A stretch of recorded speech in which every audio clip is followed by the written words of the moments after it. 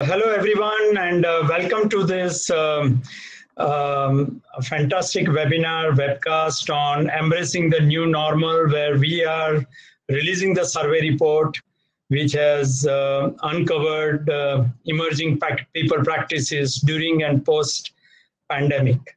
And I'm indeed delighted that we have a very prominent HR icons. We all are blessed by Dr. T.V. Rao, who is here on the panel.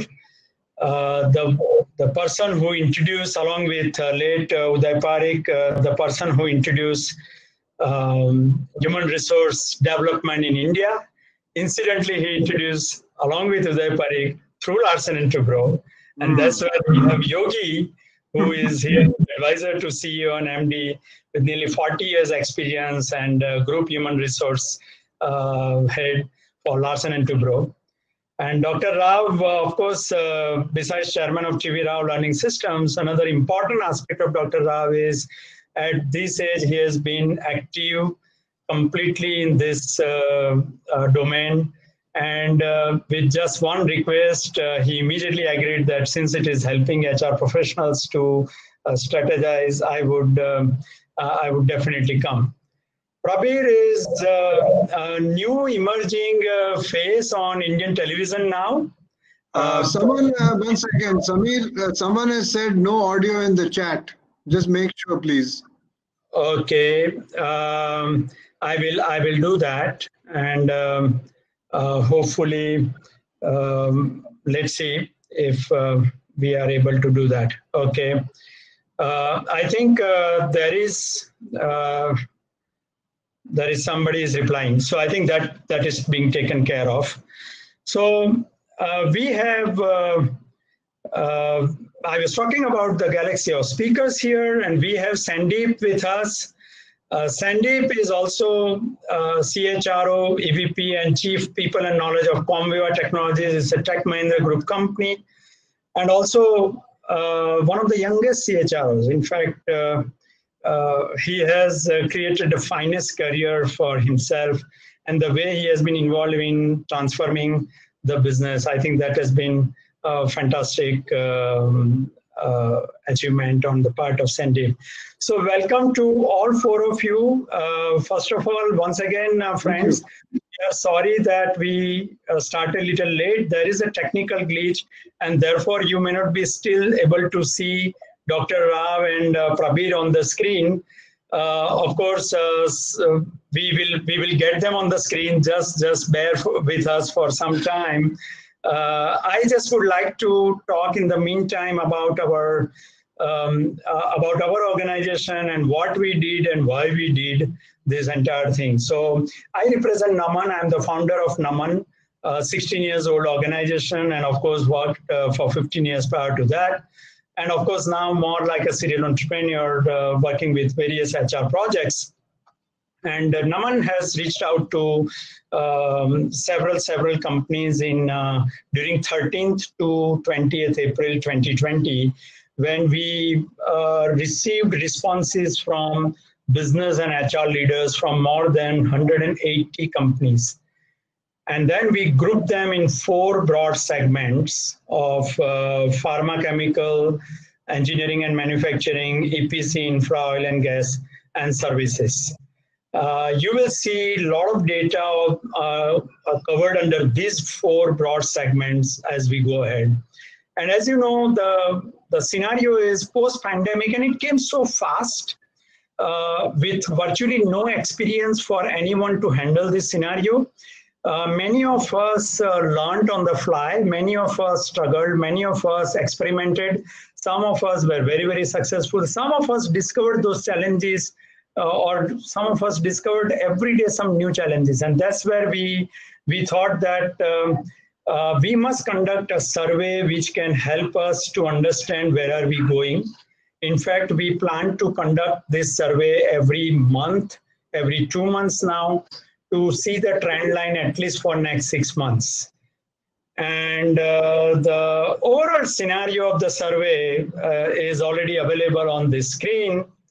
And there are some very surprising results.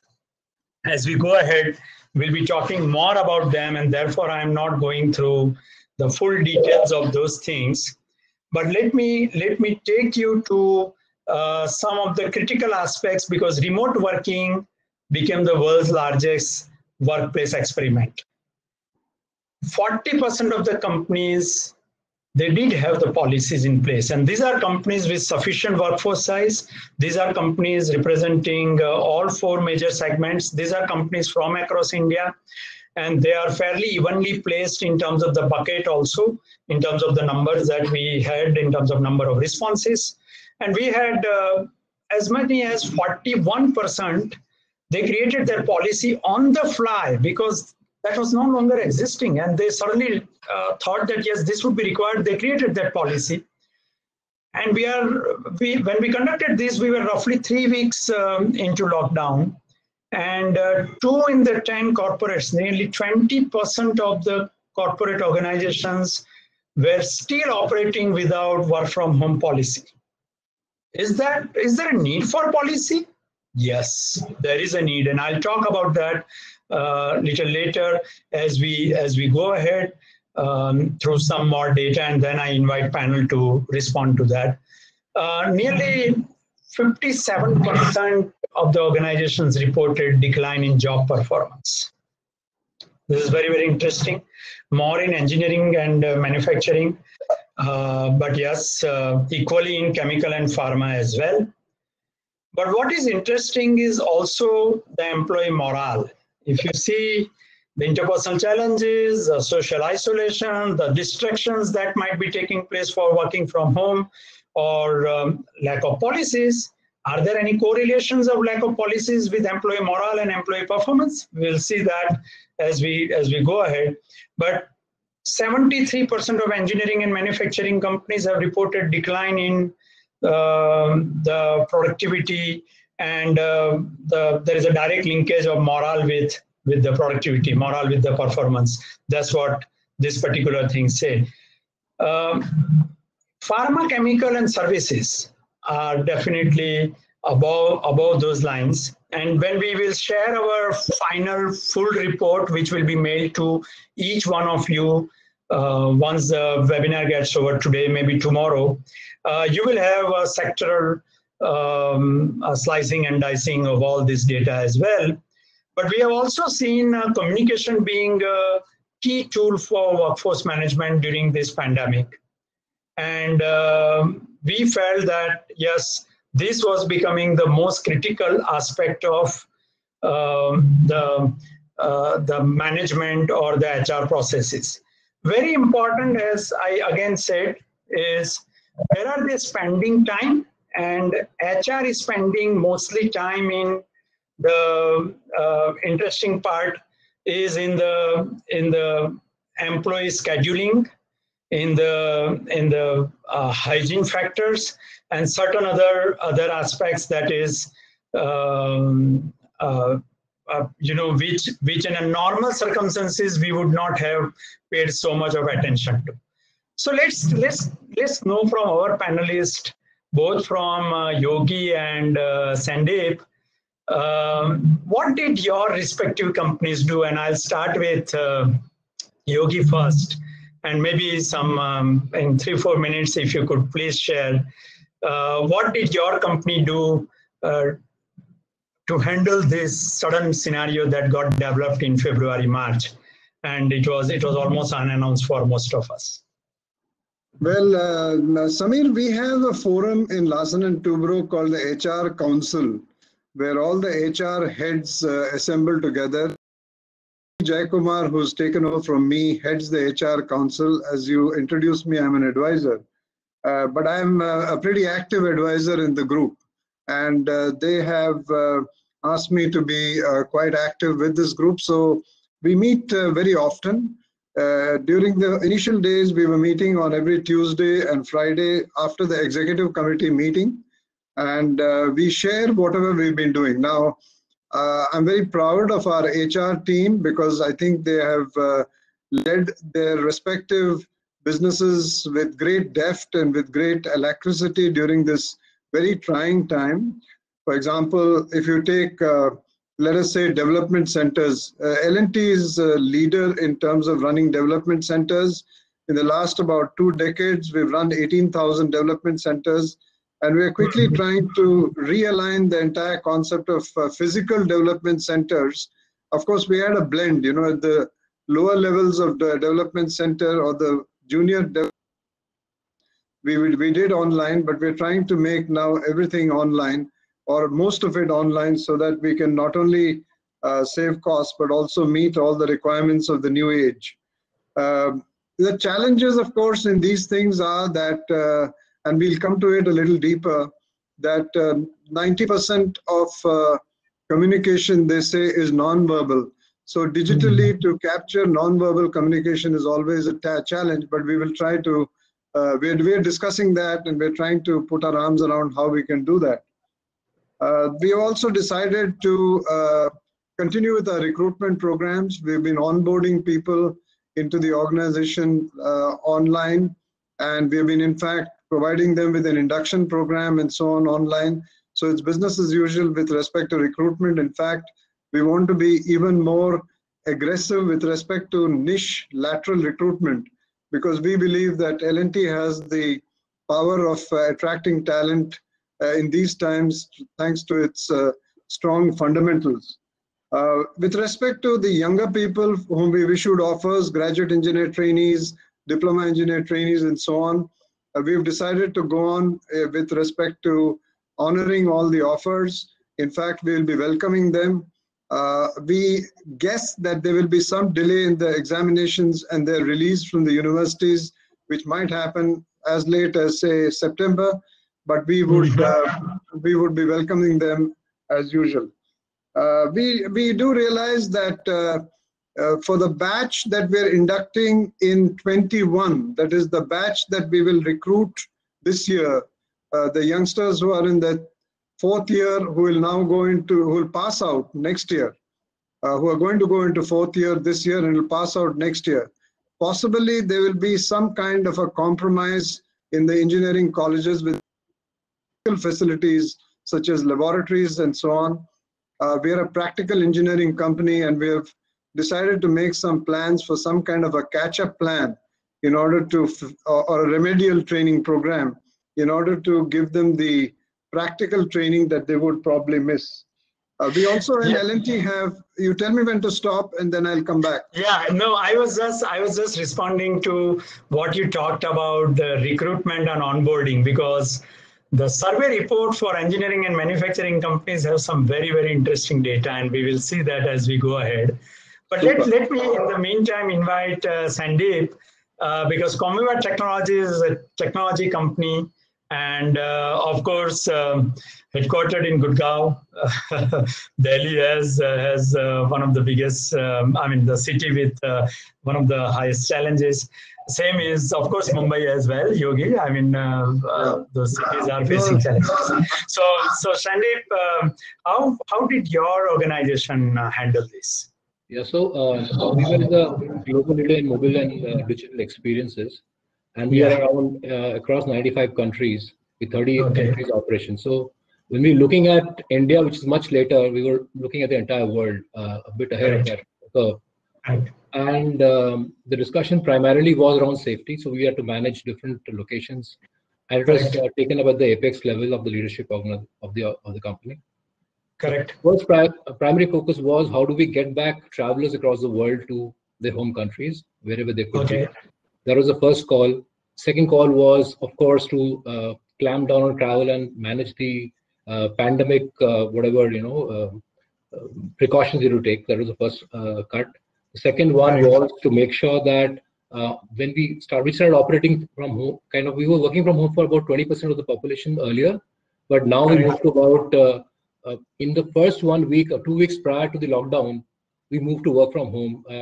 Initially 85%, and within 2 weeks moved to 99%. So currently working at 99.9% working from home and reporting more or less 100% productivity levels.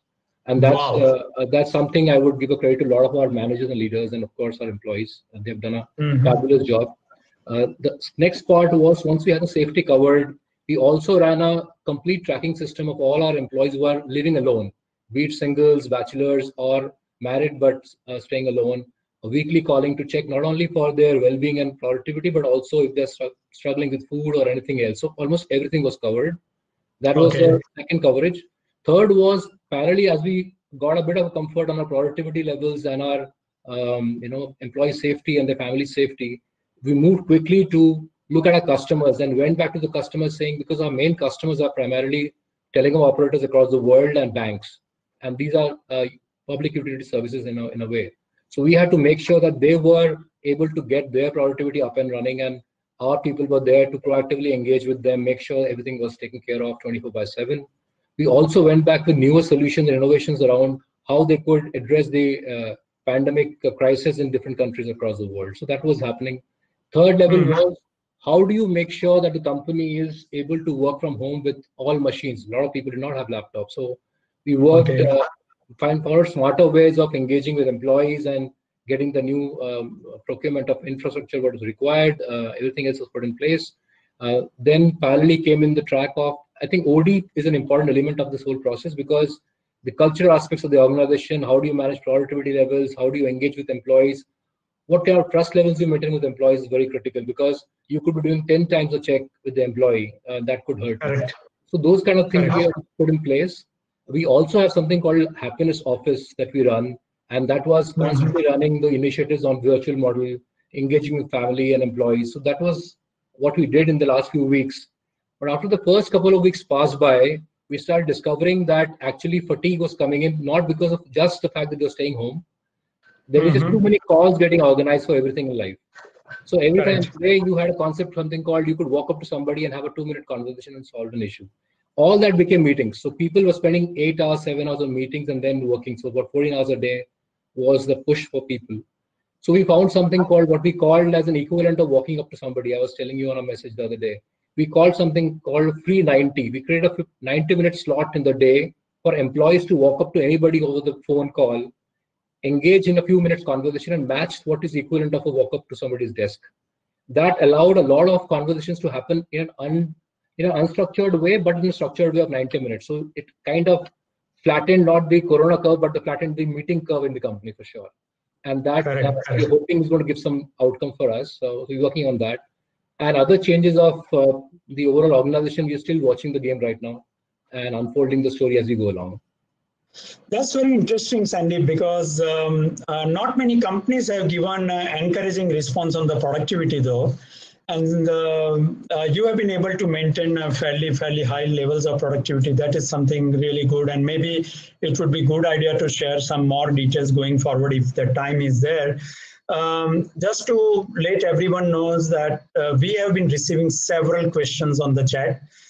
We'll be handling some of them during this webinar, and the ones which we are not able to handle, and if you have mentioned specific person's name, then we will ask that panel member to give response after this webinar, and we'll forward that to you. Or else, if it is not mentioned for anyone's name, then from Naman we will respond on that question and we'll share our responses to you. Well, going forward, very important is the business impact. And if you see, we ask a lot of companies about how are they looking at business performance targets, because, and remember, this is the data collection happened in mid-April 2020. That means it was between 13th and 20th April, and 13th April, the second phase of lockdown was also announced. So from 15th April it started. So it has the data point of that time. What would happen next month? We do not know. As of now, it looks like that companies want to remain focused on the targets. Companies are looking at their hiring strategies from different perspectives. Every second company that we surveyed, they are likely to go for freeze in hiring. More than 51%. This is mid-April 2020 data. If we go by May, because revenues are getting dried up and cash cycle is getting stuck, the numbers may vary, or may change upwardly in the month of May or June going forward as the first quarter or the second quarter if you are following calendar year results may get declared. Important part is while the hiring is being freezed by many organizations except 39%, and that's where Yogi, some of companies like yours could fall in. They want to continue with regular hiring. Headcount has very interesting data. There are still not many companies considering downsizing as an option, although 1 out of 3 is, and that is a good number. Mid-April, May or June, these numbers may slightly go up, but otherwise, if we look at the remaining ones, that means nearly 68% of the companies, they are not looking at headcount reduction. They are not looking at downsizing. Okay, this is very important. The companies which are freezing hiring, large number of them are also obviously considering, or some of them are considering downsizing, not really obviously, but some of them are considering downsizing. And very interesting part, while in chemical pharma sectors, the downsizing is not likely to be there. In engineering manufacturing sectors, it is going to be much higher. Nearly 60% of the respondents are saying that we could have downsizing. When we look at the workforce management, another important aspect besides hiring, onboarding, downsizing is the salary and increments. Good news, as of mid-April, most corporates are saying that we may not go for pay cuts. Only 20%, 1 out of 5, they are saying that we may go for pay cuts. We are not having that rosy picture as far as increments are concerned, because all those who already rolled out before this whole experience of pandemic began, that's fair enough. But there are those who have not yet, or who were to announce in April or May, June, July, because typically April, July, October, I mean, largely April, many companies announce. And that's where we are saying, or we are seeing that many of them have now started keeping them on hold. We, in fact, could not get much data on variable pay. Otherwise, on annual increments, the scenario is very clear that more than a third of the companies, either they have deferred the decisions to pay salary increments or they have put it on hold until the situation settles. While we are looking at headcount, hiring, increments, pay cuts, welfare part, 2/3 of the corporates, 2/3 of the organizations are still continuing their thrust on employee welfare programs. This is something very welcome scenario, because majority of them are considering that. Interestingly, EPC and infra and oil and gas, the highest percentage where they feel that yes, the welfare programs will continue. Probably the nature of industry is also like that. Whereas employee development is concerned, we are seeing more than half of the corporates are unlikely to cut L&D budgets. This is very interesting, because on one side there is a talk about pay cut, of course in very limited organizations and not very large. On the other side, the budget cut may happen only in 40%. Remaining 50% it may not happen. There are also certain well-being initiatives, and I think that's the important part for current scenario. And the important part, because in the well-being initiative, we are the situation in which we are there, some really proactive measures are being initiated to address mental health, where of course 27, almost nearly 1/4 of the organizations are offering various counseling sessions or virtual talk by health experts and certain other support system. I think that's a great way to look at employee well-being. You will receive more data on each of these and the correlations as we go ahead. But the last part before we move to the next set of discussions is what will happen to the hypers. Many of us are looking at nurturing career of hypers in our organizations. We ourselves may be falling in that. And what will happen? The team leads and managers who are going to face that scenario, they may have to wait longer. Just a quick clarification, Samir. Since you said 60% of engineering and manufacturing companies are going to be downsizing, I want to hurry and tell you that we are not a part of that 60% for sure. And I also want to say that what I speak now is on behalf of Larsen & Toubro. Whatever I can speak about Larsen & Toubro, there are 4 other listed companies. So we're not talking about those because 3 of them are in the IT space, their productivity levels, etc. Their business model is totally different. So therefore, I will restrict my conversation to Larsen & Toubro. Correct. No, we understand. I think it's a large conglomerate, and you may have even different practice between different businesses. So I think that is quite possible. So we were looking at the career growth of hypers, and that's where I'm talking. But yes, virtual tools are going to be the order of the day. There is no doubt about that. So with that, certain data points that I wanted to share, let's now come to the next set of discussion points. And my first question now goes to Sandeep. What do you think? We go there. There are 2 questions. There are 2 questions for me here. So do I answer those or do we park those?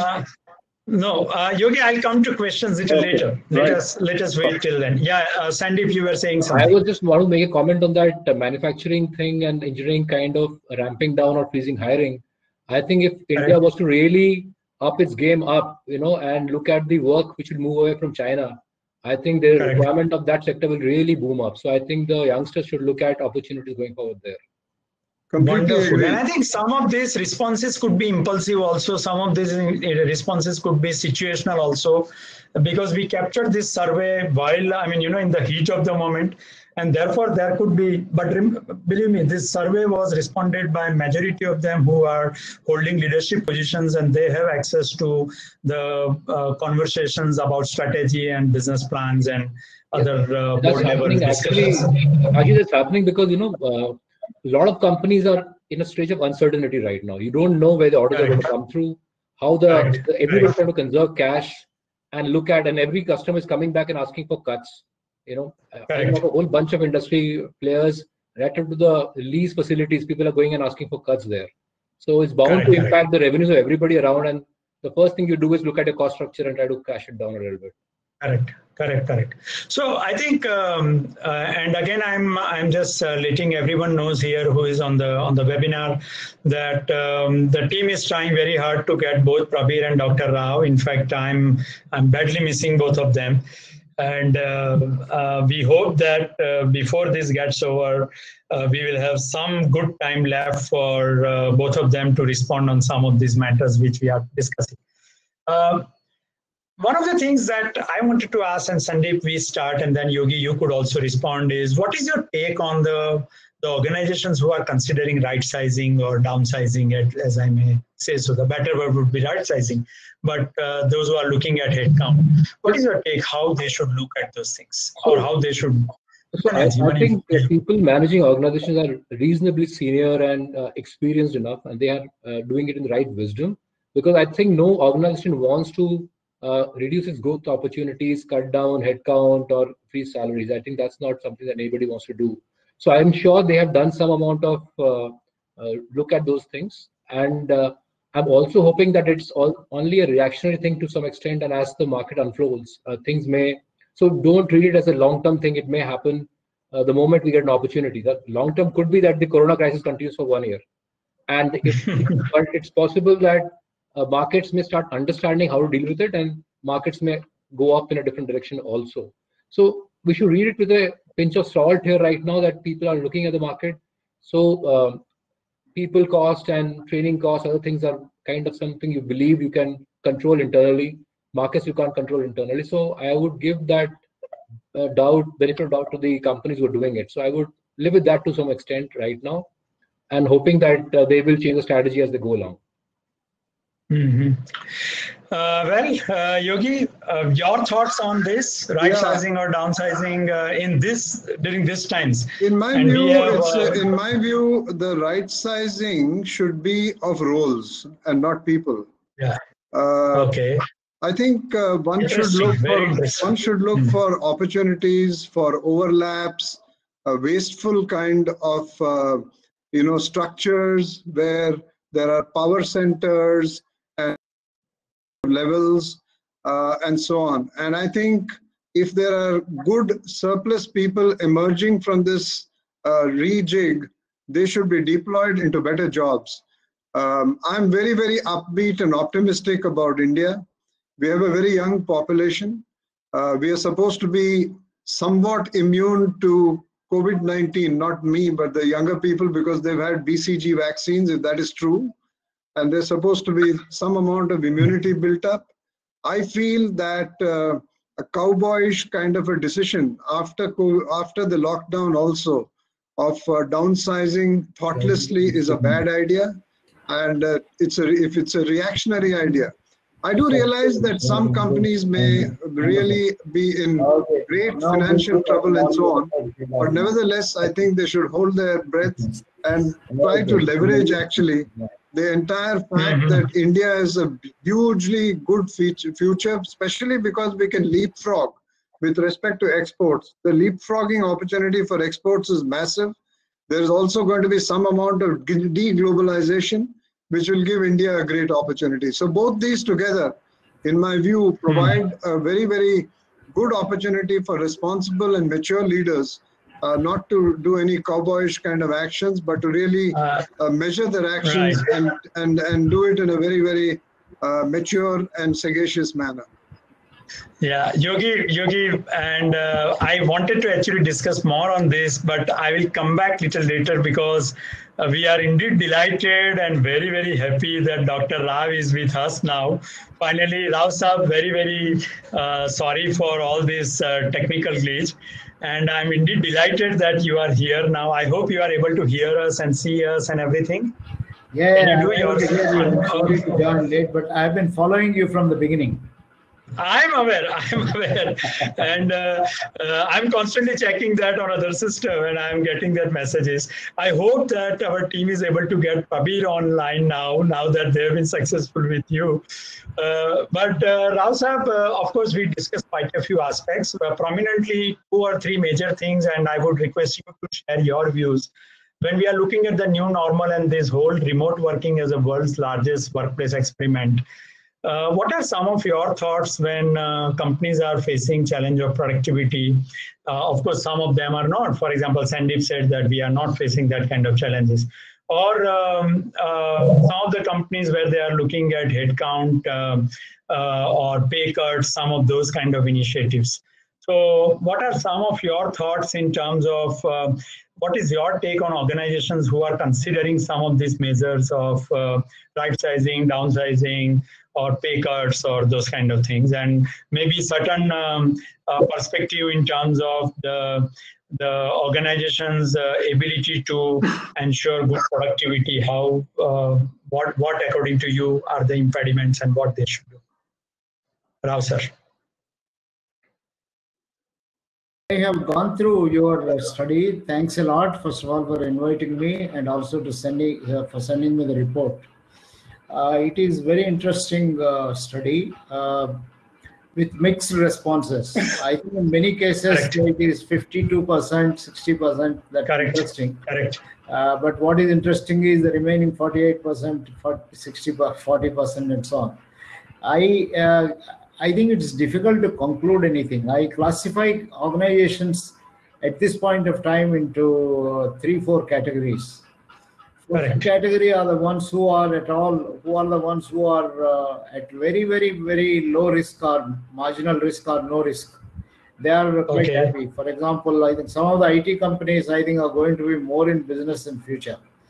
And some of the IT companies have fulfilled the wishes of many of their managers because Now they want work-life balance, now which they will have more. So many good things may be there.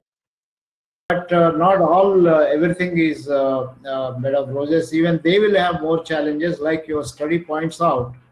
Correct. Some of them may, I think, after some time may get really fed up working from home and may already start feeling tense and feel that, look, they're missing something and things like that. But I think I'm more concerned about the second and third category of companies. The second category are those who have to adjust themselves, either into new products or maybe close down some lines or close partially, get rid of some of the employees.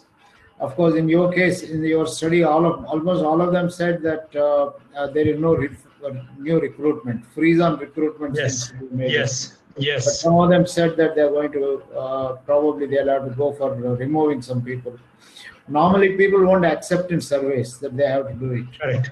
Correct. The situation may be a little more worse. So I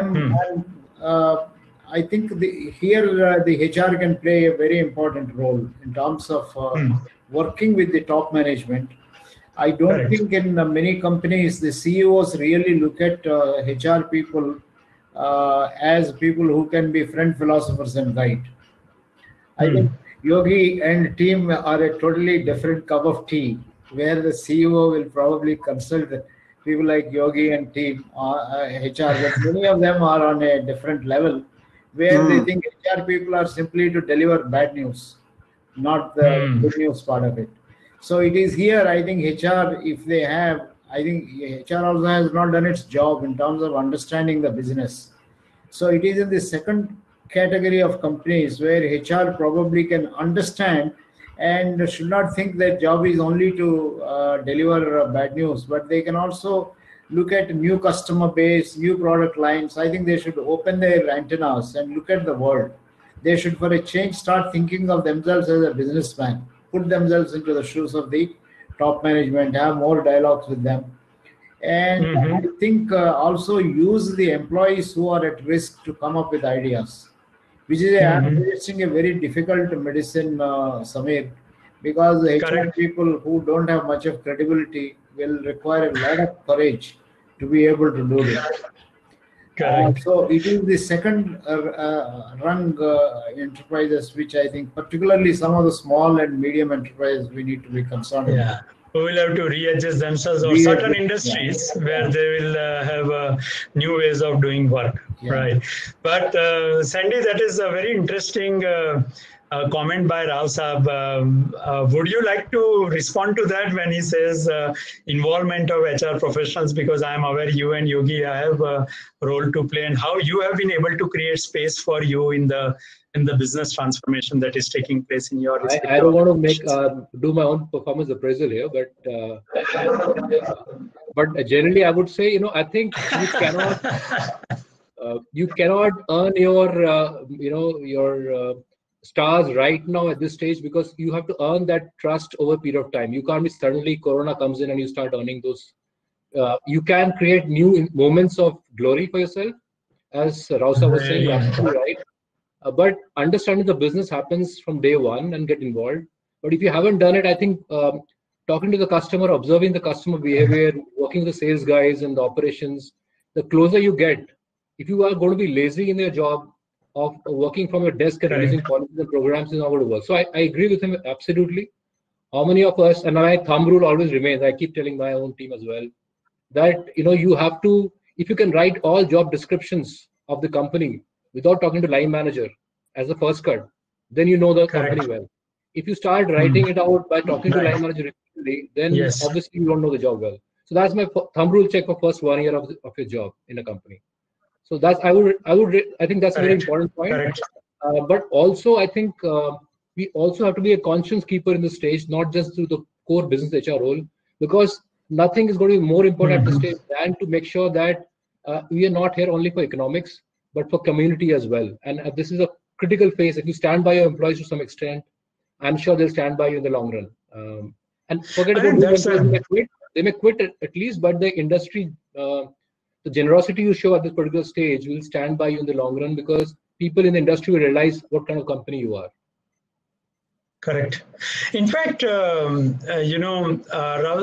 all are also talking about performance and all. And there is also an interesting question here, and maybe Rao Saab and Yogi, both of you could give answer, is should there be a different method of performance reviews going forward now? Like the latest one, which talks about MCS method, the monthly milestones of must do, should do, and could do, I mean MSC's method, compared to the annual objectives and KRAs and KPIs and all those things, since companies are not very sure of the way the macroeconomic scenario and the health scenario may work. Do you think that the entire performance appraisal, performance management, the platform may take a completely different shape from annual to something like have monthly milestone based reviews and all? So first Yogi to you, and then Rao Saab. Yes. Thank you. Now, so in L&T, we've decided to go ahead with the performance conversations for the performance for review year 1920, and to also go ahead with the goal setting for the year 2021. Now, what we realize perhaps when we are having performance conversations online for the year 19 and 20, and I myself am discovering that, how do you develop this special characteristic called digital empathy? How do I get into the shoes of Samir Parekh while he's sitting there with the blue shirt and looking very smart and clean shaven and stuff, and think about how he's feeling with his moccasins, on. So that is something that is a skill that HR is trying to learn, perhaps, at least I'm trying to learn, and I'm sure my colleagues are sharpening that. In terms of the year ahead with respect to goal setting, everybody is talking about purpose these days. And I think in times like this, there's no better time than to define purpose very sharply. And therefore, we felt that even if it means, using some extra willpower to think that things are usual. Things are not usual. We know that they're very, very different. We know that there are very adverse circumstances as far as the economy is concerned. But why not, with the adjustments that are required, do the needful? I must, while I was talking a little earlier, and I'm sorry, since we are a large organization, maybe you'll let me a little more scope in terms of describing. We have large projects, Samir, and it's impossible to implement large projects from drawing rooms and stuff. So therefore, when you talk about work from home, we have a section of people who are working from home, but a large number of people who are in our projects who are still waiting for the lockdown to end. So therefore, a lot of planning is required in projects, and in order to execute and catch up after the lockdown is lifted and after the COVID-19 situation eases off, we are having all those conversations. We're also having conversations about cost cutting, about conserving capital, about conserving cash, about trying to find out all the methods so that we are balanced with respect to the expectations of all the stakeholders. So that's the answer. No newfangled new stuff, nothing which is very earth-shattering. But you feel that it would continue. All this, well, we feel that we will continue with the performance appraisal process as it sits on a new digital platform called PMGM of SuccessFactors, and we are trying to use that to the hilt. Dr. Rao, what is your view on this? I know this is a subject very, very close to your heart. Yeah, one is, I think 51% maintain the target. 2 months have been lost, and that's a lot. So what does it mean? It means it's going to be tremendous pressure. Social distancing has to be maintained. People are not going to work the same way. And government is going to let only some people, certain number of people go on. So pressures on performance are going to be phenomenally high for these 50% of the companies. I'm not very sure if they can manage it. I think, God forbid, if they are able to manage, wonderful. But life is not going to be the same. I think the KRAs and other things long-term may remain, but I think there is going to be daily monitoring of performance. It's not going to be any more monthly or quarterly. I think every day becomes very important, because already about by the time they are all coming into starting work, 60 days are lost, things are uncertain, you have to work from home, all these kind of things. Now, for those people who have to, I think a good number of companies have to change their targets. I think everyone understands this today, because it is not your fault, nobody's fault. It happened. Therefore, I think people are much more willing to accept. Push people, because remember, I think a human being, when he comes to office, he's not coming only as a human being. His children's timings are adjusted, examinations have changed, the family life has changed, old people have to be taken care of. There are phenomenal demands on the part of the people. And another 3 months, we don't know if Corona is going to disappear. So I think performance measures, in my view, have got to change. But I agree very much with 2 points which Yogi has made. One, I think continuously remember the purpose, because after all, you are serving the people at large. Every company is serving the people at large. So people should do it with commitment, because they say, no, this is whatever happened, it has not happened to us, it has happened across the world. So therefore, I think I accept it. And this is one thing good with Indian organizations, what we use it to say, it's all luck, fate, chance, external locus of control. Now it will come to a little bit of our rescue. That becomes a little bit of motivating factor. So I think certainly performance management orientation has to change. More empathy, more collaboration, more creativity has to be there. And dialogues, which I think Yogi has mentioned. I think a lot of performance conversations with empathy and understanding will be the order of the day. Because at the end of the day, no employee should go back home feeling upset. I think this is a very important point that we have to make sure. Because if you make people happy, they will do better. Even for this 51% of the companies, if they have to achieve targets, you have to make people happy. It's a big challenge for top management and HR. Yeah, correct. Yeah, in fact, that makes it very interesting, Rao Saab, because somewhere someone has also asked a very interesting question, because work from home may continue for a long time.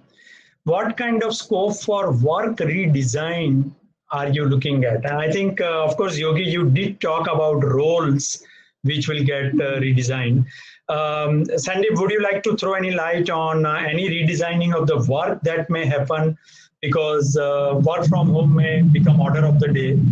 On 4th May, it may get opened, and maybe some sudden spike in a city, and your office is again getting closed for next, let's say, 2 weeks. So how do you look at this scenario? Yeah, I think 2 points that I heard. One was the point around what Rao Saab said. I think daily monitoring and tracking of issues will become the norm. The other one was, in a way, beautifully put by what Yogi sir said. This is about doing the last mile. How do you connect the last mile of the employee? Which means I may have great technology in the 98%, but when I have to talk to the person, the art of conversation, the art of engagement, sensitivity, those are going to be critical, super critical, be it customer, be it, and you don't get to have a face-to-face. You don't have a smoke break with the person or a coffee break. This is the only digital communication you have. So I think that's going to be critical. Coming back, therefore, on the work redesign, I would say, today we talk about change management. We talk about people, process, technology. I would add the 4th element, which is called place. The placement of, in manufacturing also, while it's very fashionable to talk about work from home for everybody else, manufacturing, process industries, everybody is going to be in the plant, in the manufacturing setup. How do you manage the social distancing and manage that process? There's a place factor. Working from home also there's a place factor. The whole economics around it, the conversation, the disengagement of elements around you, the context around you. So work redesign will definitely happen. Review mechanisms will change. Your mental well-being, when you have a pressure cooker blowing behind you when you're working, or there are people, bachelors, transient population in big cities who are coming from smaller places and sitting and staying in a single room with a colleague who both of them are taking a call. I think those things have to be redesigned. HR has to let go of a lot of the processes or documentation and scanning of documents and stuff. So become leaner. So I think somewhere we are losing Sandeep, not able to hear him. Oh, okay, yeah, he's back. Sandeep. Yeah. Now. I'm saying, as you go along, when you have operations across multiple countries, and the different geographies have different requirements. India may allow digital documents to go through, but I'm working in Argentina, which says I want to have physical documents, 3 copies. So the world is not moving at the same pace, and how when you're running a global organization, how do you manage it? So I think the 4th element of place will become an important element of work. So I think we'll go back to the old days of industrial engineering, work motion design, everything else will, I think, come into play for sure. And I think Samir, I had a couple of points on work from home. Yes, sir. Number one, there is a very important need for understanding digital dynamics. Just like people understand group dynamics in a conference room, I think the focus is going to be on the voice and the intonation of the voice, because as I speak to you right now, I can't see your full body. I can see you nodding your head, but the tonality of your voice is more important. So I think when we are getting more and more into a work from home format, some of these competencies are going to become much sharper. The second is keeping logbooks and things is a good idea, as long as it does not belie that very important word called trust, because I think it was mentioned a few minutes back that this is a very important time, not only to be trustworthy, but also build up their trust. And I think when you're talking about work from home formats, one has to understand that we are very privileged. Actually, we are a part of a very privileged lot of people who are cognitively blessed, not working with their hands and legs, because right now I'm not working with my hands and legs in a manufacturing spot or a project. And we belong to an elite which has a computer and so on. And therefore we're able to work from home. And lastly, I think it's a great way of being egalitarian. I can't see the size of your cabin right now. I can't see the artifacts behind you. And it's a great leveler, because all those can be very intimidating in office. Wonderful. I think it's a great leveler. That's a very, very interesting statement. Dr. Rao, you were talking about the second category of the organizations who will have to readjust themselves to these ground realities, and a very pragmatic approach that you suggested. This work redesigning, role redesigning, some of these things, we may see a lot of challenges for those organizations because they themselves are not aware what they should do, how they should do. What is your advice, or what do you think organizations would look at this whole aspect, especially the ones which you said category 2, where they will have to readjust themselves significantly? Well, first of all, on the question of work redesign, I'm sure there will be a certain amount of change, but I think 2 things are non-negotiable. One, I think the days when people will say, this is not my job, it's not a part of my job description, will go. I think everything is everybody's job. Because if you can, during lockdown, if you can go and sweep your own house, not wait for somebody to sweep. And we have done, I think, even cooking, and we have done all kinds of things. We have learned. And the same thing applies in organizations with new norms. I think organizations don't have to say, you yourself hopefully will volunteer and say that, look, it is our business, we have to get it done. So I think the organizations will become very flexible also in defining jobs and identifying interdependencies. As far as the second kind of organizations which I mentioned, which are under threat or concern, I think they will have to look for new markets, new products, new process, new customers. And I don't rule out the possibility. That is where I'm saying that we don't just get rid of people. If you have some surplus people, I think there is a way in which you can communicate to them, the way in which you can use them, because I strongly believe that people are possibilities and greatest resource that we have. So if there is a way you can, in fact, given an opportunity, if I have to get rid of, let us say, 30% of my staff, I would still keep them on the roll, and I will tell them, I'll explain to them the reasons, because people understand this. And I will simply give them some subsistence allowance and put them into groups and ask them to come up with new businesses. Maybe they can come up with, I think somebody suggested the other day, Anil Gupta, my colleague, was suggesting that it is possible to use them as entrepreneurs. They can market in the villages your own kind of products for a particular kind of a company. So I think if you really believe human beings are resources, human beings are capital, they are assets, you're just not going to throw them away. So for the second category of companies, please change your attitude to them and see if you can. You may come up. Worst happens what? Anyway, they will be on the road. Instead of you forcibly throwing them on the road, you make sure they themselves will go off once you start involving them to come up with new markets, new understanding, new opportunities, and so on. So I would think that for the second category of people, third one are the ones which are anyway have to close down, which are into there also. I think it is possible to think of alternatives. So entrepreneurial capabilities, entrepreneurial thinking has to be inculcated in the minds of everyone. And that becomes very important because HR themselves have to be enterprising and should have entrepreneurial thinking. That's what I think is the kind of a way in which they need to go. They should start working on creativity, collaboration, entrepreneurship, new ideas, new customers, new products, new process. I think they have to become businessmen. That's what I think. I know. I'm not talking of HR only, everyone.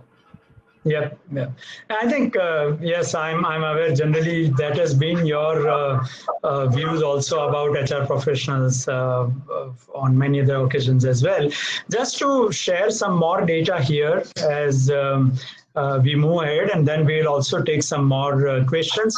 We also asked about how ready are corporates for future, and I mean, good 84% of them are either fully prepared or partially prepared or preparing the policies. I think something really good part on the organizations. I think corporates in India are preparing themselves for managing these disruptions. As they say, it may be, W scenario. It is coming, it is going, it is coming, it is going. That might happen. That may become order of the day in the future. That's what Mr. Narayan Murthy said today, that let's learn to live with the COVID, and maybe the able people should work hard, and so that the vulnerables are taken care of. So I think that way corporates are preparing well, and they are able to show some kind of some degree of internal strength that they want to manage this scenario in future. And of course, the business continuity plan very interestingly asked them several things, and in that what we analyzed, that which are the key priorities besides business continuity framework, which we were expecting in any case. One very interesting thing came up is training leaders at all levels on managing and motivating teams. I think that is becoming very critical, because if we have to establish a new normal for HR professionals, that's the new normal wherein they will have to think of a scenario of creating a framework which is robust enough, which can be done virtually, which can be provided in the shortest possible time, and can still help this leadership across the levels and across the bands to manage those vulnerabilities and those challenges that may come out. And I think that's the key part. So what do you think? I mean, this is another set of the question that I would like to ask to each one of you. And how do you see the new normal for HR professionals? And this is not just about organization. I'm talking about HR professionals at all levels. I think Sandeep has lost his internet connection, but should be back. But in the meantime, and Yogi, then we come to those specific questions which you wanted to answer. But in the right now, would you like to share your views as to what kind of new normal you foresee for HR professionals and not just for the corporates? I think it's important cutting across corporates in the current scenario. I think, first of all, when we talk about the new normal for HR, HR has a great opportunity to redefine some of the some of the definitions that we take for granted in various psychometric tests. For example, for me, this lockdown has meant redefining the meaning of what extroversion and introversion is, as Carl Jung defines, and what Isabel Briggs Myers talks about in the MBTI. Second is, I think it's a fantastic time for HR to do some very interesting experiments in social psychology. I think when you're talking about times like this, concepts of misery seeks misery, or happens with respect to Milgram's experiments or Zimbardo's experiments, all those become very different. And I think there is a great opportunity for HR people to do a lot of research and redefine their role. Third is, as I mentioned earlier, one aspect of our conversation in all these conversations that we're having is body language, and how to track those, etc., are very important. The fourth is that there is a whole science, I think, now behind what is called learning management platforms. And learning management platforms are a little bit like those e-commerce companies that throw a whole lot of topics, suggest to you topics and areas that you would be interested in doing a deep dive in. So that's a great learning opportunity. At the same time, Samir, a small note of warning that HR has to focus on blended learning, because if you remember, you did your social went through something called fieldwork learning. So imagine doing fieldwork learning through digital media. Impossible, no? When you did your MSW. So therefore, one has to understand that experiential learning still has to be done by the physical presence. And redefining the contours of the possibilities and so on are very important. And lastly, what this has taught me is a certain amount of practical aspects of law, right from Disaster Management Act to what is a layoff, to what is a lockdown, to what is the MHA guide, the insurance requirements, various aspects of law, which normally the HR people leave to the IR guys, is something that they need to size up and take, especially in the Indian context as well as international context. I mean, that's very true. In fact, in our study, the detailed report also says that HR professionals have to spend nearly 78% of them are spending or giving the topmost priority to some of the transactional aspects, which also includes the legal perspective thereafter, because it has become a fairly complex aspect. With the new guidelines getting issued almost on daily basis, and there is a learning and discovery at both ends, government as well as the HR professionals. And I think that's where one will have to be very, very agile. What do you think could be the new normal for HR professionals, Sandeep? So my point of view, I would say the traditional. Go ahead. We can hear you. I'm getting a little bit of a feedback. So saying two aspects. One is for sure the traditional aspect of trust building with the business. Winning the trust is the first and foremost thing. And second is understanding business for sure, which is nothing new. You have to be doing that and walking the ground. And as we said, understanding reality on the ground and knowing the pain points there, be it strategic, tactical, or operational level. Once that is out of the way and you have the wrap one and listening here to what you have to say and you have the seat on the table, then you go to the next level of saying that HR role is not going to be purely HR. You have to understand logistics, connectivity, transformation, IT, technology. And the key element is that when you have a lot of things happening around you, things are moving around you a lot, there are things that everybody's going to miss. For example, you're talking about asynchronous learning. I am learning at my own pace at different places. Where is going to be the group think? How do you get the community thinking to happen together? How do I match something to do with, I do a whiteboard in a room with everybody and I can go and stand and make that happen. How do you create a whiteboard which is absolutely user-friendly where it's equivalent to a classroom or a session? And then, understand the social aspects of human being is a social being. How do you ensure that that is maintained in the long journey? The psychological aspect is going to be critical. It's not going to be a short-run game. It'll unfold over a period of time. And as you said, the fatigue is setting in amongst people to say, I am working from home too long. I want to step out. I want a fresh air. I want to meet colleagues. So I think that journey, the element everybody's going to miss out, HR's role of what we actually studied in HR has to come back. The social aspects of it, anthropological aspects of HR has to come back, but also understand financials and understand customer. If customer is going to cut a cost of 15% of your overall revenue line, how do you go back and understand every cost lever to help create business opportunity without cutting people cost? I mean, not talking people cost, optimization, industrial re-engineering. So I think HR cannot be saying, I'm going to be in a box. And we always said that, and we've spoken about it 20 years back and still talking about it. I think anybody who is going to get his hands dirty, I think will get the picture for sure. So you have to be strategic as well as operational both, I would say. Okay. Dr. Rao, your guideline for new normal for HR professionals. And I'm very keen to hear this. Yeah, well, it's a little tricky kind of a thing, but let me say, if in a company with 500 employees, 450 have left the city, and when a company restarted, you don't know where they are. And you as a HR manager, you suddenly discovered you can only get 50 of them. What does it speak about you as a HR person?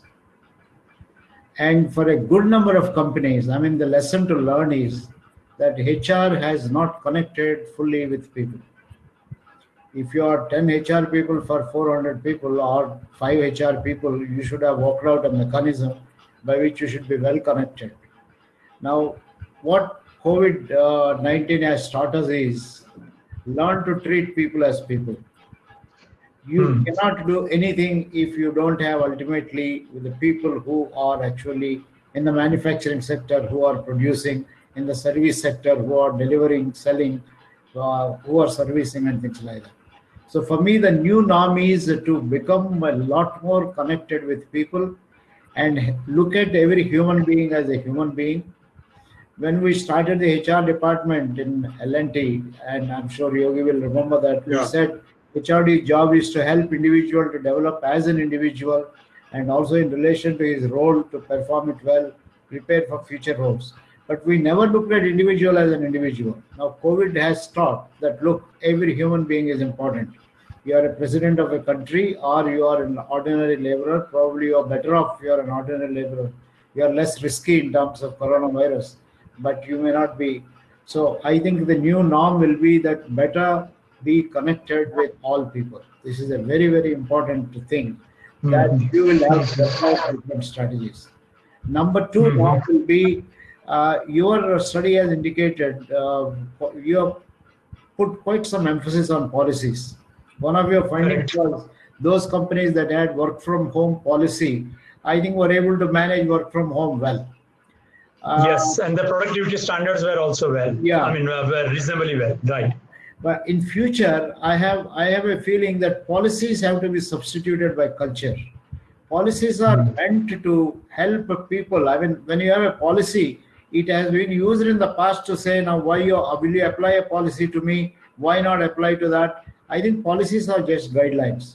What is important is culture. Work from home should become a culture where somebody, let us say, says that, look, tomorrow, I can't do this. I have to be fully attending to my home only. I will not be able to work. I'll be at home, but I'll not be able to work. You should be able to build that kind of flexibility, and you can't put a rule and say that, no, as per the rules, you will have to do that. I think we'll have to, the new norm will be to become more human and humane in relation to people in the corporation and use rules, regulations as means and not an ends themselves. That is going to be a very important thing. Third norm is, this is where I think HR people, I think will be a big challenge for them. You can't anymore say that my job is, I'm in people's job, business, and therefore I am only custodian of HR policies, practices, and so on. I think every person should take care of their policy. You are not needed for any more training and development. Everyone can take care of. Skill development, people know it. I think policies, nobody knows tomorrow what tsunami will come and what kind of policies will change. I think HR is the job of everyone. I think you need to be therefore becoming a lot more oriented towards understanding how your company is feeding the employees. That means you have to be in touch with customers, you have to be in touch with products. This is the biggest challenge, because if you have to be that kind of a HR manager, managing people and business, you have to have much higher level of thinking than that of a CEO and top management. This is a big challenge, difficult, but it's a great opportunity for those who want to be. Many of our HR guys somewhere carry in their head the feeling, I am a master's in social work, what can I do? I have, this happened to be one of my last choices and things of that kind. I think it's all utter nonsense, because they are all very capable people. They have capability which nobody else has. That is, if they are in touch with the employees, this is the biggest kind of capital you have generated in yourself, your people orientation. So the new norm has to be to use your capabilities to be in touch with customers, to be in touch with managing multiple stakeholders, which is a difficult choice. But the first one is easy to do. Get connected with people, treat them more as humans, and reorient all your HR systems to get them to contribute, and let people take care of their own HR. And don't ever say that I am here to take care of your HR and so on. I think those days are going to go. I think wonderful. Shifting from policy to culture, and some very interesting observation for HR professionals. There is a very interesting question, because you talked about rules and policies, and I was just browsing through some of the questions, several of them. We have close to about 44 of them still pending. Interesting question about, since we are working from home, should we restructure the salary? Should organizations really look at restructuring the salary because we are working from home? Not actually. And the question is silent whether upward revision or downward revision. Question is silent. Yeah, sorry. Go ahead. My view will be somewhat radical. I don't want to impose on it. I think cut the salaries, phenomenally cut the salaries of all senior managers, top level managers, and so on. And I think that is something that becomes, because I think now everyone is equal now. You are talking about. I'm not saying bring them all to the same level. So I think this is something, it should start voluntarily. Rather than paying 60% of your income to the government, I think better, start rethinking about the whole way in which you can. But second thing is, I don't think so. I don't think you need to do any such kind of adjustments. This is my feeling. It is left to each company to work it on its own. Yeah, I think, Samir, the question is probably asked in the context of working from home means not working from home. In other words, it means that I'm relaxing, I'm having a nice time, cooking, and I'm having a nice time running around the house, tending to housework and stuff. So I think this is a big paradigm issue. As you know, most people, including yourself, during this regime, when we work from home, are more busy than usual. Time is not dry. Which is true for all HR professionals. Not only for HR, but all line managers, everybody says that they're very stressed out. So I think the paradigm is, just because we are doing telecommuting and we are talking on MS Teams or on whatever media, and just because we are talking on phones and stuff, that we are not working. Yes, it is true that I think even when we go to office, we are not exactly tightening screws and stuff. We are doing intellectual work. So there's no difference unless there's a paradigm that home means having a holiday, which I don't think is true. Tomorrow is, by the way, a holiday for many, and all of us will be working because we're working from home. Correct. I think, and Sandeep, maybe you may like to respond to this question, because this question also has a linkage with other aspects and other elements which also came out, and Rao-sahab, you also talked about salary cut and all. In all these things, how do we really ensure motivation, interest, willingness of people to do their best? I mean, it's going to be really challenging, and I think that's what one question is talking about. Of course, it is addressed to Sandeep, and therefore I'll first throw to him, where he says service sector where people are the main assets. How do you balance between employee motivational and the costing part, the operational cost? And maybe you may be resorting to pay cut and other things. So same could be the case in other scenarios, even though you may not have introduced pay cut, but increments and other things might have impacted. Therefore, how do you look at this whole aspect of employee motivation? think employee motivation is a function of many aspects. In the current context, two aspects. One is that when it's happening all around you, then you are more. If I get 10% increase, I feel very happy. Next morning, I realize my colleague got 18% or 12%, I'm unhappy. So it's a relative thing as well. So that is one aspect which is going to play a little bit around toning down the expectations to some extent, and therefore make people more realistic. Because I think we cannot always put the onus on the company. The employees, citizens of the nation, everybody else also has an equal role to play. I think that part cannot be ignored at all. The triad of customer, employees, vendors, the coordinator of that part and the company overall has to play and to make that happen. That's one. But second, I think from a company perspective, if you take tough calls, as long as it's rational, consistent, transparent, and explained with an honest intent, employees will stand by you. I'm sure there'll be 20% who will leave. I saw one data which said HiPods to be managed.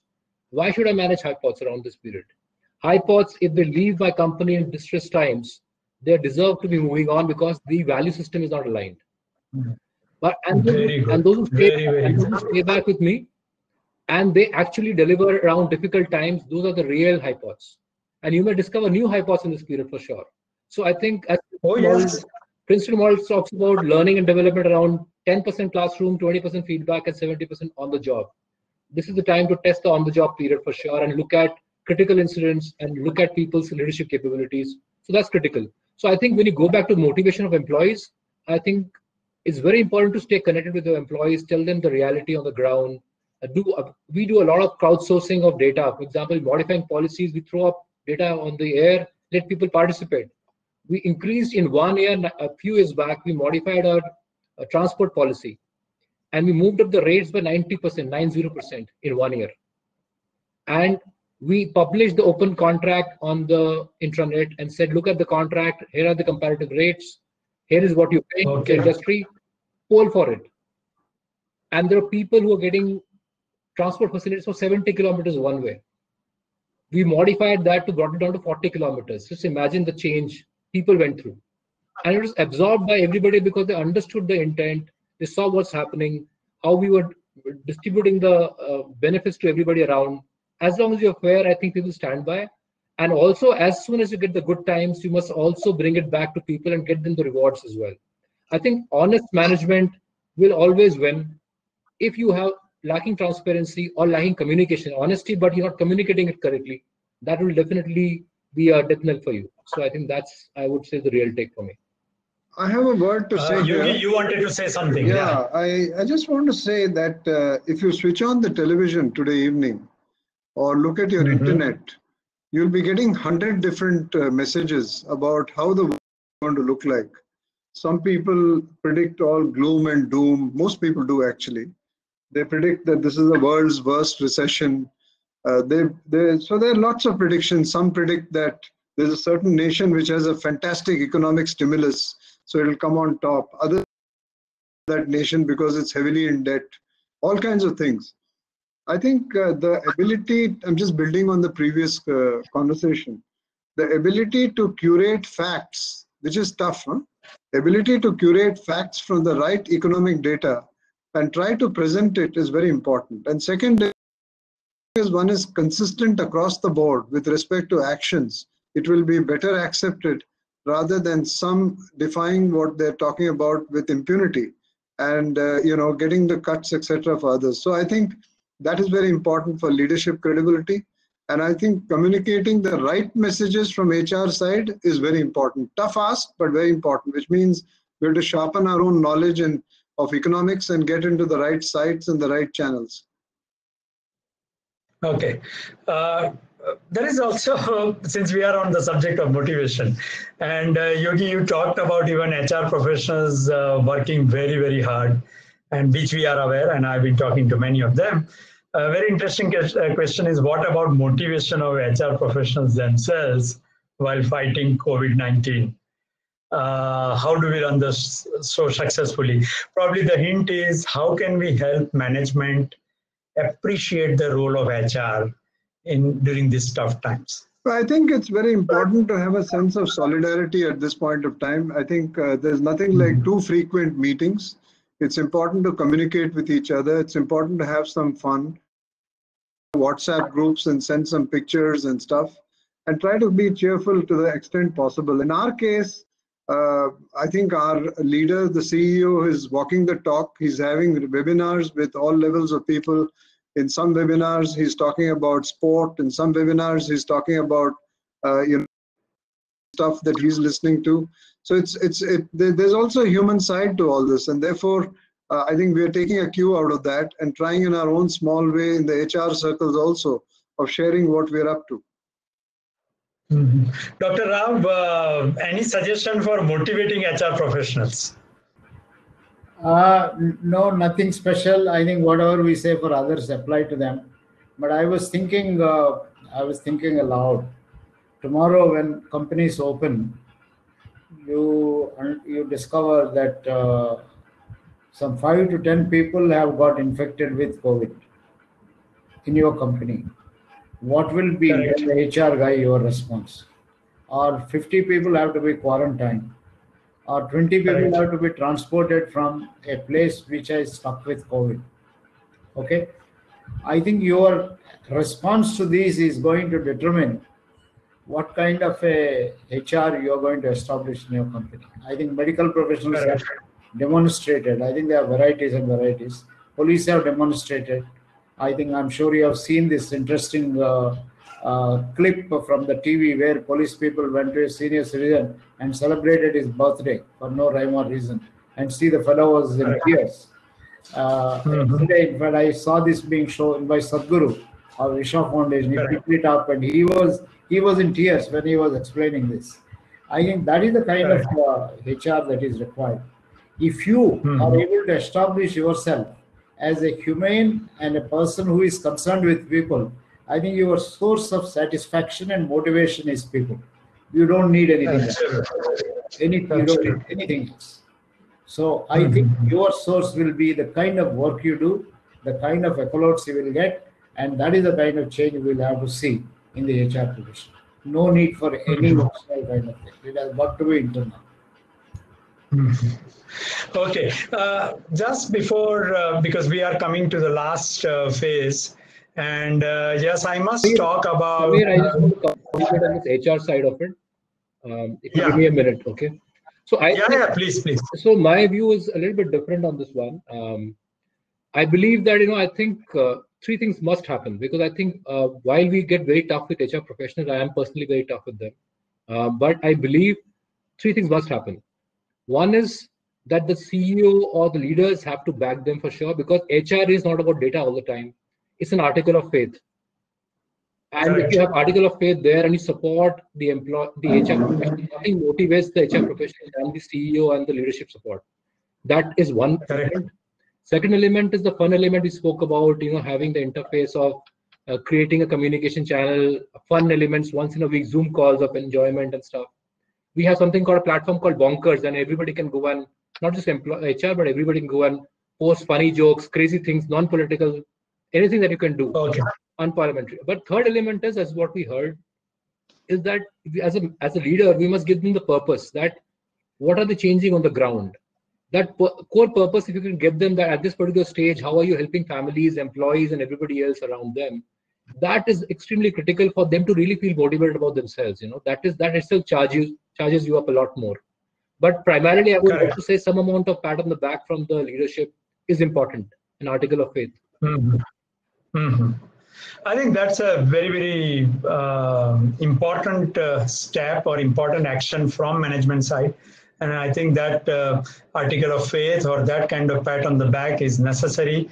Truly speaking, HR professionals are really doing an amazing job these days.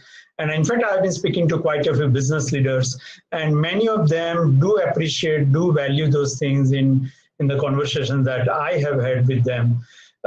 Considering this whole study that we carried out, and this is for not only the panel members, but also the hundreds of people who have joined on this webinar. And of course, I must, before I share the last few slides on recommendations and then take the concluding remarks from all the panel members. Just want to also thank and compliment the team which has worked extensively, not only for the survey led by Nupur, who has done a fantastic work here, Nupur Pradhan, relatively newcomer in our team, but has done some amazing work. And duly supported by a very strong team, and Shambhavi, who has been working with all of you to get on board. In fact, it's her birthday today. And Shweta and Sulagna and Biba and many others, Mr. Atul Mankar, Mr. S.R. Kulkarni, many others who helped in this whole initiative, Hiren and Gargi and many others. So I think I just, before coming to the recommendation stage, these recommendations have been prepared based on A, the data that we received, B, my extensive interactions with several HR and business leaders over phone in last almost 1 month time, and understood their views and perspectives, and that's where put all these things together. And we have made it as a core strategy and wider reach, and I think that's very, very important for as far as the new normal is concerned. What kind of internal strengths we can create? How do we orient people for agile adaptation? How do we venerate disruptions, disruption warriors and disruption ideas? How do we imbue culture with trust? A lot of these things we already discussed. And how do we develop optimistic leadership? Again, a lot of these aspects also we discuss. And just to give a very short brief, when we are creating internal strengths, we are looking at companies will certainly look at reserves, but individuals must also look at their personal reserves. And that's what their savings and their personal reserves. And with some of the panel members I was discussing before this whole discussion started. And we need to really encourage that mindset, especially among millennials, Gen Z, and such other employees. Resilience is must-have capability. When I'm acquiring the talent, it is mandatory. When I'm assessing, it is mandatory. When I'm developing, am I spending time on resilience? Rationality is something which is, and I think Dr. Rao, whatever, many of your recommendations were of course talking about some of those pragmatic solutions. Orienting people for agile adaptation of policies and skills. And I think disruption means something new, something which we had not thought of. And therefore, any plan that we make for business continuity is always going to be inadequate. May never take care of all the possible disruptions. And therefore, for people practices, keep having plan B and plan C. And Sandeep, when I was listening to you, I think some of the interesting examples you shared practice at Comviva, and I think that is very, very helpful for all those who joined on this webinar. Keep orienting employees from onboarding stage itself. And Yogi, what better way than to look at this, because you are continuing your own onboarding, you are continuing with your commitment for hiring at Larsen & Toubro. And therefore, the onboarding stage for agile adaptation of policies and skills, right from onboarding stage till, and let it be continuous, let there be, like the values, I think we need to keep promoting that aspect. We need to welcome those warriors who are rising to the occasion during disruption times. And I think some of you were talking about the kind of work people were doing or people are doing. How do we incentivize those ideas? How do we recognize those warriors? How do we capture their stories and create that storyboard so that they become a source of inspiration for others across the organization? This is cutting across the levels. It is not just limited to senior or mid or leadership levels or first line supervisory or workman. It is across the levels. And how do we imbue culture with trust? I think communication is the key action, which also came during your conversation with us, and empathy that we demonstrate. And the last part is how do we develop that optimistic leadership? One thing, if I have to say today, based on these discussions with all three of you, and I'm really, really missing Prabir. He in fact has been messaging me regularly. We tried very hard. I think something wrong happened, and I'm very, very sorry. Apologize to Prabir also, and also to all the colleagues who joined on this webinar, and also all the panel members. something to learn for us also as to what could be the backup plans here also when there's such disruptions happen. But the best part with while interacting with all four of you, Prabir over phone and three of you, is the sense of optimism that is coming out. So when I'm ending this webcast, and of course I will ask each one of you to have your concluding remark, I'm leaving this with a lot of optimism. Although on one side, 40% of the companies are saying that we have no plans to do any assessment or analysis for HiPods for next 6 months, there are 60% who are looking at using virtual tools for that. I mean, that's the optimism that I'm talking about. How do we continuously train and coach our managers on the new leadership framework that we may have to create to manage these disruptions, which may be part of our life and not a one-time experience? And I think that's the scenario that I was looking at when I was looking at the the recommendation part. Having said that, I now request, yes, each one of you, and maybe we may start with the most youngest person, Sandeep. If you can please share your concluding remarks, and maybe then I'll go to Yogi, and lastly, Dr. Rao, your piece of advice for all of us. Yeah, Sandeep. I'm possibly one of the oldest guys in my own company, but that's a different matter. Okay. Yeah. So I would say 3 points. I think one point you talked about leadership. I think it's a great time. I think whether you talk about leadership from the point of view of assessment, I would say maybe modify the assessment model and coaching model to say one-on-one coaching or a group coaching model to be applied for leadership talent development at this phase. And also, this is a laboratory that's happening on the ground. Observe the 6 months Correct. and capture data about their performance in the next 6 months' time as to how they deliver, and use the data for actually, instead of doing separate online assessments, build models of watching the people, supporting them in this journey, and building a completely new leadership development model. And this is a great 6 months of laboratory that you're getting right now. You can't replicate it going forward. Brilliant. You can't replicate it going forward. I think live. It's like yes. You had World War II. World War II was the last one which actually changed the entire globe. The new part is everybody's on the same side this time. Hopefully China will also be on the same side in a few months, but that's fine. I'm sure everybody's going to be on side, and that's great. But I think you'll not be able to replicate it going forward. So I think use the data points collected at this stage with leadership and HiPods and look at that. And for HR and overall community, I would say perseverance, patience, passion, and hope. And if you go for that, I'm sure we'll get there.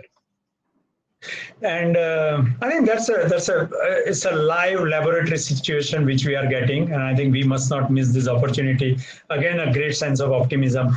Moving to Yogi, and before handing over to you, just want to also let people know that we plan to conduct a short pulse survey almost every month or two, and have a trend line for next 6 months for organizations to just look at their strategies and redesign, reevaluate, reframe, reorient, not only the strategies, but also all the stakeholders which are there around them. Yeah, Yogi. I would look at a 6-month scenario, 1-year scenario, and a 3-year scenario separately. In a 6-month scenario, all of us, I think, have forgotten to talk about one thing, including me so far, and that is who is going to be the custodian of ensuring that the SOPs in the organization are fulfilled. Just like companies have a quality culture, I think the hygiene and the sanitation SOPs, which one is talking about as preventives of COVID-19, irrespective of the lockdown being lifted or not lifted, should be religiously practiced. And I think HR has a huge role in evangelizing these, and instilling in people the habit of maintaining social distance and so on. That is in addition to all the things that we've spoken about in this call for the next 6 months. For the 1-year perspective, I would say that given the fact that the world is going to be a little more tumultuous than usual in terms of roles, in terms of economics and so on, helping people to understand how they can upskill, coaching them, curating various courses for them, and helping them to be, gaining a sense of self-confidence is very, very important. And the third is HR, I think, has a great opportunity to also contribute in new business and contribute with respect to customer behavior, because our trade is to understand people and behaviors. And therefore, whether it is a particular aspect of technology using AI or whatever, HR in 3 years has a very, very important chance and opportunity to rediscover itself. Rather than just talking in seminars that we should understand the business, maybe we can contribute very, very actively. Yeah, I think it's the time to really learn the business. It's the time to make sure that you also understand some of the nuances of business as much as some of your other line managers understand and contribute. And contribute. I think that's correct. Yes, sir, Rao sir. And before sir starts, just want to also, thank. We have already exceeded 1 hour 30 minutes by 6 minutes. That is 1 hour 36 minutes. Overall, it is 1 hour 42 because we started 6 minutes late, and still we have 250 attendees here on the webinar. Speaks of the kind of value they are deriving from all of you. So once again, many thanks to all the panel members. Yes, Dr. Rao. Well, first of all, I want to thank you, Samir, for. Sir, it is on mute. Sorry. Thank you for Yes, the wonderful research, and also for inviting me to join this panel. I have enjoyed, though I could join half an hour late, but I was listening to whatever was going on. I'm amazed at your recommendations. I am amazed at your recommendations because it looks as though you have, even before we spoke, you stole our hearts, because your recommendations in many ways reflect many of the points that we were mentioning about trust, about leadership, yes, sir. So many of the things. So I think that's a very good set of recommendations that you have given. Yes, sir, I'm clarifying to all the, sir, sorry for interruption, but I'm clarifying to all the attendees that although I had forwarded the report to the members, but we had not forwarded recommendation slides to them. They would vouch for it. Yes, sir, go ahead, please. Yeah, so that is very nice. Yeah, only in conclusion, for me, when I look at HR, I keep thinking this COVID coronavirus should not have happened. Now that it has happened, what a tremendous opportunity for HR people to establish their profession, and get respect like the medical profession or anybody else. And that is only possible. I mean, nothing is lost. It has happened. It has opened the doors. It depends on our behavior. Now, there is a movement by all these professional bodies in which Yogi is also involved. He volunteered to help us to get a chartered status for the people management profession. I think the chartered status for people management profession has to be given by the people themselves, not by the government. That depends upon how we are going to behave. As Yogi said, in the next 1 year and next 3 years. And it's a tremendous opportunity. If you can grow in your role, you can be far better than the CEO. It's a beautiful kind of a thing, and it's fun. It's wonderful, and I think you can only emerge out as a big hero and as a leader. And you are building leaders in business. I always say, human HR is not a strategic partner in business. Dave Ulrich is wrong. HR is business. There is no business without HR. I think COVID has demonstrated it. And therefore, HR people, please understand, business and HR are two sides of the same coin. I think you can do it. I mean, that is what I believe. And I'm sure your report will facilitate HR people to move in that direction. If they follow what you are saying, I think they are business leaders. Thanks a lot. Wonderful having, and nice to see Yogi after some time, and Sandy also after some time. Very nice of you. Thank you. Yes, Sandeep, you are on mute. Sandeep, you are on mute, but yeah, you were saying something. I just wanted to thank panel members, 16 panel members. It's a great pleasure and honor to be with them. And thank you, Samir and your team. Amazing job. And the fact that the kind of recommendations you've put together is possibly looks like a very professional job, an international quality job, and also the kind of timing you've done, and the niche opportunity you picked up immediately. Not niche anymore, but I'm sure there's an opportunity out there everywhere, and that you picked up. Amazing. I just want to wish all the panelists as well as the audience great health and wellness, most important these days, and make sure that you eat the right things and that you wash your hands for 20 seconds. All the best. Thank you. I was about to say that, Yogi. you said that. And I think with that, and also our homage and condolences for both the great actors whom we lost in last 2 days. Absolutely. And I think these are the realities of life. So conveying best wishes to all our HR professionals. Very interesting discussion on charter of for HR professionals we could have someday in future on this kind of forum, and solicit opinions of all the HR professionals as to how that could be taken further. Sure. So good luck to all of you. Good luck to the panel members. Take care of your health. Take care of your families. Take care of your colleagues, and continue to be the pillar without which organizations cannot really think of. I think we are entering into the most exciting time for people practices, as they say, and not only for HR professionals, but also for people in general.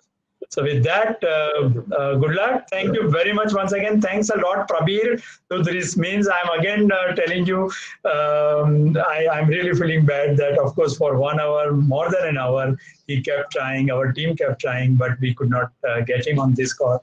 Maybe through some other webcast, we'll have his interactions with all our esteemed participants. Thank you very much to all those who participated in our surveys, and looking forward to the surveys in future. All the questions, several of them whom we could not answer right now, maybe we'll look at them, and appropriate questions we'll be answering them with the help of panel members or on our own. Good luck. Thank you. Thanks. Bye.